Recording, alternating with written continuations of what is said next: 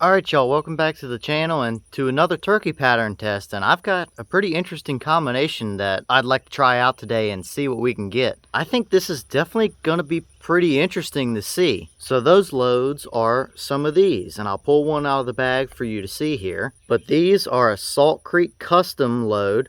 They're 2 ounces of number 4 over number 6 lead shot here. So this is definitely a little bit of an interesting combination here with this shell. And for what I decided to test it through today, I brought out the 835 Ulti-Mag again, but I decided to throw in the Kicks Gobblin Thunder 680 constriction choke here. This choke has shown us some very good results before, so I'm really curious to see what this slightly little bit more open constriction does, considering we do have number 4 shot mixed in with that shell as well. I definitely think there's a good chance that we see some pretty interesting or really surprising results through that setup. But I do also have to give a big thank you to Keith and the guys over at Salt Creek Custom Ammo for sending me those shells. I'm not paid to say anything to you guys. I'm not sponsored by them or anything like that, but they do make a good shell and they're great guys to work with. So if you like what you see out of these shells, go check them out. And if there's something that you might be interested in as far as a little bit more custom load or a stacked load like this, they can do it for you as well. But as for our target, it's going to be the same as usual, 40 yards.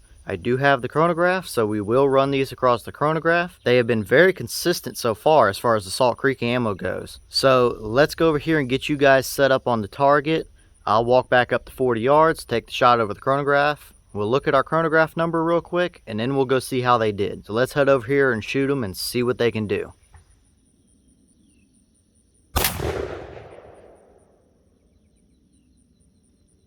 Okay, so that shell gave us 1,278 feet per second across our Chronograph. That's a little bit faster than what I was guessing that it would be, but that doesn't seem to be too unusual because we've seen faster velocities like that through this 835, which probably has something to do with it being an overboard barrel. If somebody out there knows more than I do as to why we see a little bit higher velocities through that gun, then please let me know, because I'd be really curious to find out. But either way, not anything too super interesting to see here or out of the normal. So let's go down to our target and see how they did.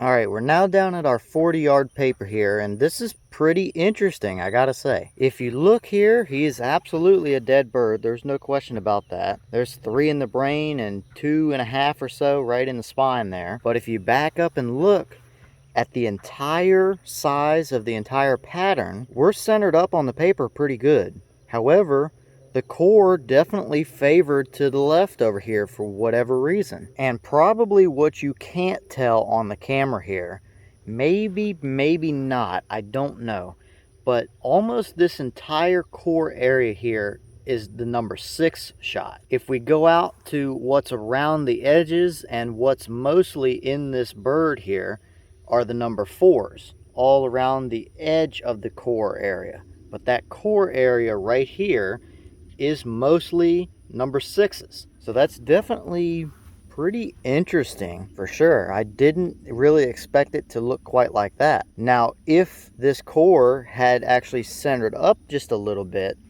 I mean, he's still a dead bird, but you can clearly see that he would have been even deader if that's a thing. But overall here, it definitely didn't do bad, I wouldn't say, especially for a lead shot like that. And I know how tricky it can be to get the 4 shot to perform. I myself have never really personally been a big fan of the number 4s because I've always gotten better results out of 5s and 6s. But I know a lot of people swear by 4s, and they are a tricky load, that's for sure. But either way, that will absolutely take you a bird. It's just definitely a little bit on the interesting side to see how that performed.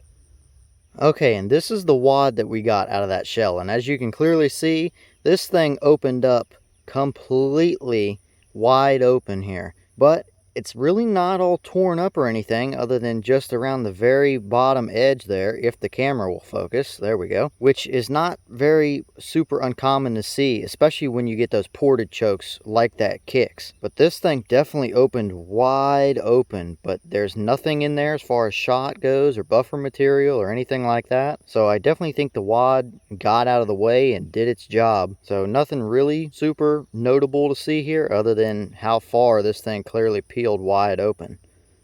Alright, well, what did you guys think about that? It's clearly a dead turkey, there's no doubt about that. But I definitely think it was a pretty interesting looking pattern how the entire thing was centered up on the paper, but the core favored to the left. Plus, that core was made up of mostly 6s, as to where the 4s were a little bit more around the outside edges. Now, I don't have a ton of experience with these stacked loads like that, and I don't have a ton of experience with number 4s either.